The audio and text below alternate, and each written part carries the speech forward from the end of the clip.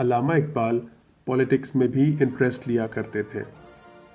جب علامہ Iqbal United kingdom سے پڑھائی کر کے واپس آئے تو آل انڈیا مسلم لیگ کے جوائنٹ سیکرٹری بن گئے، اور اب آل انڈیا مسلم لیگ بہت پاپولر ہونے لگ گئی۔ علامہ اقبال انڈیا کے ورلڈ وار ون میں انٹرفیرنس کے خلاف تھے اور تمام مسلم لیڈرز کو سپورٹ کرتے تھے، جس میں کہ قائد اعظم محمد علی جناح بھی تھے۔ علامہ اقبال انڈین نیشنل کانگریس کو بھی ان کے ایکسٹریم ویوز پر کرٹیسائز کیا کرتے تھے اور خلافت موومنٹ میں کافی ایکٹیو رہتے تھے۔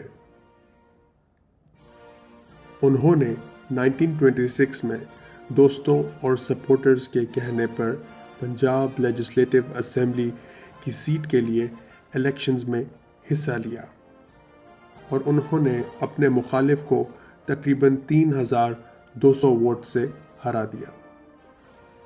انہوں نے قائد اعظم محمد علی جناح کے دیے ہوئے کانسٹیٹیوشنل پروپوزلز کو پروموٹ اور سپورٹ کیا، جو مسلمانوں کے حق میں تھے اور ان کے حقوق کے لیے تھے۔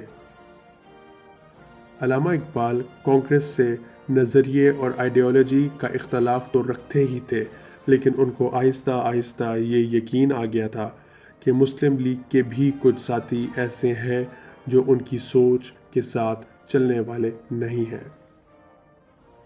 ان کو صرف قائد اعظم محمد علی جناح وہ ایک انسان نظر آتے تھے جو ان کے ساتھ مسلمانوں کے حقوق اور ان کی طاقت دینے میں ان کا ساتھ دے سکتے تھے۔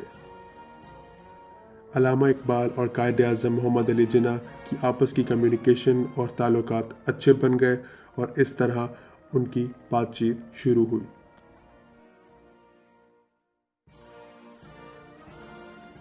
جب قائد اعظم محمد علی جناح لندن میں رہ رہے تھے، اس وقت علامہ اقبال نے ان کو ایک خط لکھا جس میں انہوں نے کہا، میں جانتا ہوں کہ آپ ایک مصروف شخص ہیں، لیکن میں امید کرتا ہوں کہ آپ کو میرا یہ لکھنا برا نہیں لگے گا۔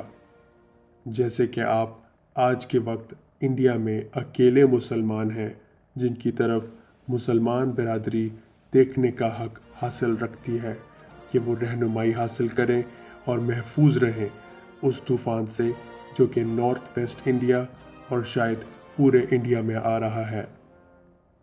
پھر علامہ اقبال نے ایک اور خط لکھا جس میں انہوں نے کہا، مسلم صوبے کی ایک الگ فیڈریشن جس کی اصلاح میں نے اپنے پچھلے پیغام میں کی، وہ ایک واحد طریقہ ہے جس کے ذریعے ہم پرامن انڈیا قائم کر سکتے ہیں اور مسلمانوں کو غیر مسلمانوں کے زور اور حاوی ہونے سے بچا سکتے ہیں۔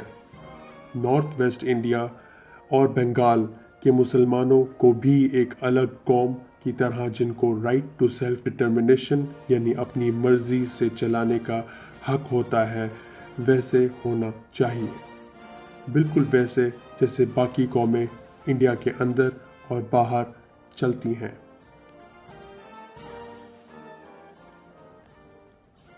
علامہ اقبال مسلمان قوم کو اکٹھا کرتے رہے اور قائد اعظم محمد علی جناح کو سپورٹ کرنے پر ڈٹرمنڈ رہے۔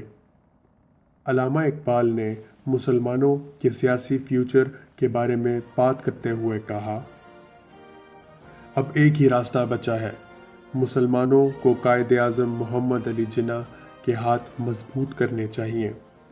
جب انڈیا کا سوال ہے تو وہاں انگریز اور ہندو کے آگے مسلمانوں کے اتحاد بننے سے حل نکل آئے گا۔ اس کے بغیر ہمارے مطالبات پورے نہیں ہو سکتے۔ لوگ کہتے ہیں کہ ہمارے مطالبات اور ڈیمانڈز فرقہ واریت یعنی سیکٹیرینزم کو پروموٹ کرتے ہیں۔ یہ بنا کسی شک کے ایک پروپیگنڈا ہے۔ یہ ڈیمانڈز ہماری قوم کے وجود کا تحفظ اور بچاؤ کرتی ہیں۔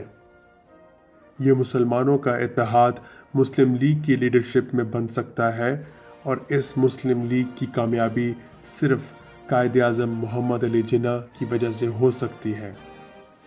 اب قائد اعظم محمد علی جناح کے علاوہ اور کوئی بھی اس قابل نہیں جو مسلمانوں کی قیادت کر سکے۔